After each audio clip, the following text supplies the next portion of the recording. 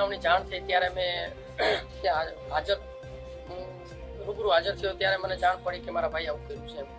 પછી અહીંયા નજીકમાં એક સુસાઇડ નોટ પડી હતી, એમાં મેં રીડ કર્યું ને જોયું તો એમાં બે નામ હતા. એમ દેવરાજભાઈ કરીને હતા અને એક ભરતભાઈ હતા, એમાં નામ લખેલા હતા. પછી એ લોકો, મારા ભાઈ મને અવારનવાર વાત કહેતો હતો કે આ લોકો મને હેરાન કરે છે અને ઓલરેડી મેં એમને 2006માં પૈસા આપી દીધેલા છે, છતાં માગ કરે છે મારી જોડે એમ. અને દેવરાજભાઈને પૈસા આપેલા આઈસર લેવા માટેના, તો એ એમને દસ્તાવેજગીરીઓ મુકાઈને મારા ભાઈ પાસેથી પૈસા લીધેલા અને એ પરત નહોતા કરતા એમ. એટલે પોલીસે આ સુસાઇડ નોટ કબજે લીધેલી છે અને અમને પૂરો ભરોસો છે પોલીસ ઉપર કે અમને ન્યાય ચોક્કસ અપાવશે આ ઇન્સિડન્ટ બાબતે.